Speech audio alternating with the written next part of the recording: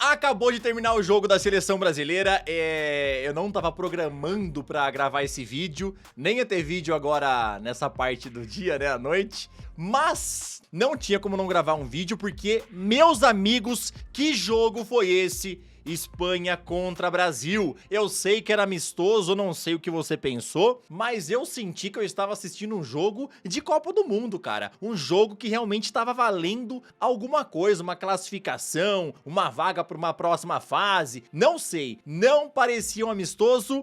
E a gente fica muito feliz com isso. Faz tanto tempo que a gente pede amistosos contra as seleções fortes para a CBF e finalmente nessa data FIFA de março, né, eles marcaram contra a Inglaterra e contra a seleção da Espanha, coincidindo justamente com o início, né, do Dorival Júnior na seleção. E cara, é um início muito bom, um início que empolga a gente. É claro que não é pra a gente ficar totalmente iludido, né, ficar totalmente maluco, achando que mudou da água pro vinho, que agora a seleção já é favorita a ser campeã do mundo, e não é por aí, tá? Mas é um início muito bom.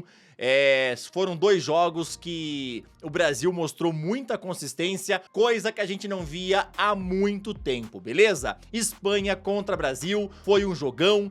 Que jogo, não foi amistoso, tá? Pra mim foi um jogo de Copa do Mundo, um jogo digno de duas grandes seleções, de duas das maiores seleções aí do mundo do futebol. E é óbvio, né, que eu tenho que falar, não adianta ficar sem falar isso, fomos roubados, não tem como, cara. Foram dois pênaltis pra Espanha, o primeiro ali, o Lamine Yamal, ele cai antes de ser tocado pelo João Gomes, se eu não me engano. Não foi pênalti na minha opinião, e também o pênalti que resultou no terceiro gol da Espanha, né, o feito em cima do Dani Carvajal, não foi de novo. Foi um lance totalmente normal de jogo, não foi toque pra pênalti, não teve VAR, pra quem não sabe, né, a Federação Espanhola conversou com a CBF e falou que não havia necessidade de ter VAR nesse amistoso, e por isso que não teve VAR. E aí é bom pra eles, né, já que eles não viam necessidade do VAR, teve dois pênaltis muito duvidosos para a seleção da Espanha. O pênalti no Brasil, né, no Galeno no final do jogo, não teve dúvida nenhuma, o Carvajal agarra o Galeno ali com a mão, né, agarra a canela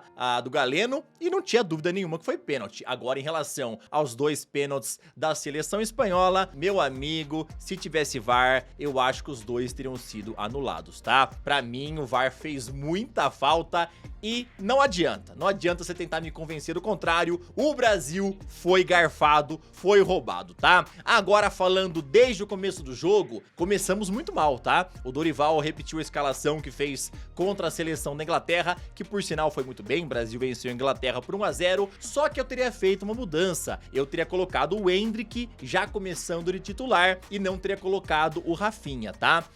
O Endrick marcou gol lá em Wembley, marcou gol pela seleção brasileira, tava empolgado, esse era o primeiro jogo dele lá no Santiago Bernabéu, que vai ser a sua nova casa, né, a partir do meio do ano, e ele tinha que começar a titular, na minha opinião. Primeiro tempo, a Espanha amassou a seleção brasileira, o Lamine Yamal tava fazendo o que queria ali na ponta direita do campo, né, o Wendel não tava conseguindo conter o Lamine Yamal, que pra mim foi o melhor jogador do primeiro tempo, junto com o Rodri. Realmente o Rodri é diferenciado, o cara é um baita volante, tá? Então o Yamal começou jogando muita bola, conseguiu um pênaltizinho ali no começo da partida, o Rodri bateu no meio, fez gol, tranquilo, foi lá, inclusive homenageou a sua avó, né, que faleceu nos últimos dias. Depois a Espanha continuou pressionando demais a seleção brasileira, tanto que até no momento, né, o Dani Olmo fez uma jogada maravilhosa, não adianta você falar que o gol foi feio, saiu driblando todo mundo, driblou o Beraldo, cara, levou uma galera ali na área e marcou um golaço, tá? E aí a Espanha fez 2 a 0. O Unai Simon, que eu acho que tem um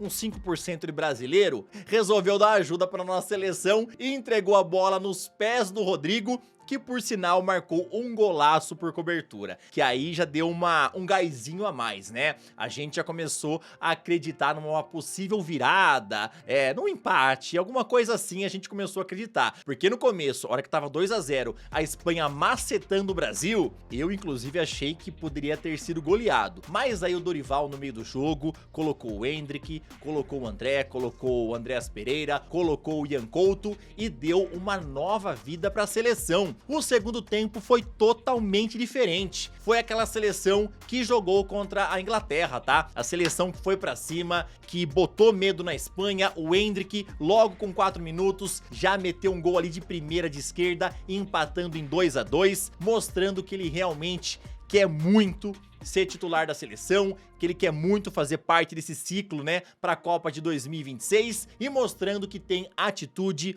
mostrando que é um baita jogador, que é o futuro da seleção. 2-2, aí a Espanha pressionava, Brasil pressionava, o jogo tava bem pegado, teve até um momento ali que o Endrick e o Cucurella se estressaram um pouquinho ali, né, mas o Endrick mesmo não deixou a situação aflorar mais, foi lá, pediu desculpas para o Cucurella, levantou ele e tudo mais, e continuou jogando, né, a seleção espanhola pressionando, o Brasil também pressionando, até que o Carvajal achou aquele pênalti que eu já falei pra vocês, que pra mim não foi. O Rodri, mais uma vez, foi lá, bateu o pênalti, fez o seu segundo gol na partida, e tudo indicava que a Espanha ia vencer por 3-2. Porém, aos 49 e quase 50 segundos, o Galeno sofreu pênalti, indiscutível, né, o Carvajal segurou ele com a mão, segurou a canela do Galeno, e aí o Paquetá bateu, fez o gol. O Endrick até queria bater o pênalti, né, conversou com o Paquetá antes pra ver se conseguia bater o pênalti, mas o Paquetá pediu, bateu o pênalti, empatou, jogo terminou em 3-3.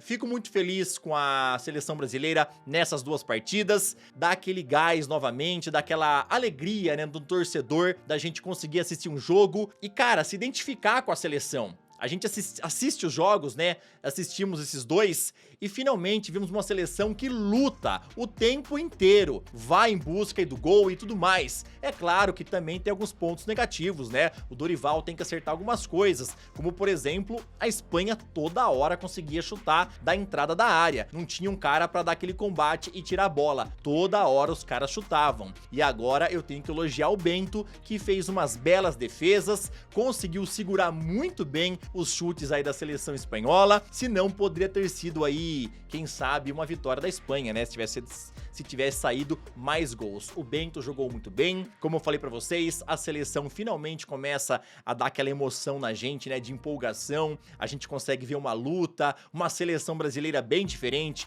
do que foi a seleção de Tite, com novos nomes que querem cravar o seu espaço, visando principalmente a Copa de 2026, tá? Fico muito feliz com esse começo do Dorival, e em breve teremos a Copa América. Não deve ter muito nome diferente dos que foram convocados aqui pro jogo, aliás, para os jogos, né, contra a Inglaterra e também a seleção da Espanha. Ainda mais porque o Brasil não joga mais até a Copa América, beleza? Iremos estrear no dia 24 de junho contra a seleção da Costa Rica e eu posso falar pra vocês que Brasil entra sim como uma das grandes favoritas a levar o título da Copa América, se jogar do jeito que jogou contra a Inglaterra e também contra a seleção da Espanha, tá? Quero saber o que é que você achou desse jogo, o que é que você tá pensando do trabalho do Dorival Júnior, também comente em relação aos jogadores, que pra mim tivemos ótimas surpresas na seleção, né? O Endrick jogando muito, o Andrés Pereira também muito bem, o Fabrício Bruno, Beraldo, Bento, cara, vários nomes novos, bem interessantes. Como eu falei pra vocês, esse início do trabalho do Dorival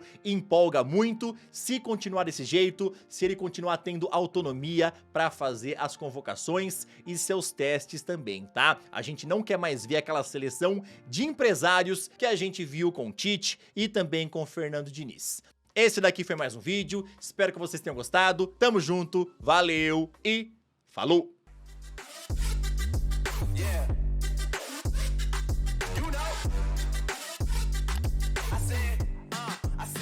It's gonna be a long night.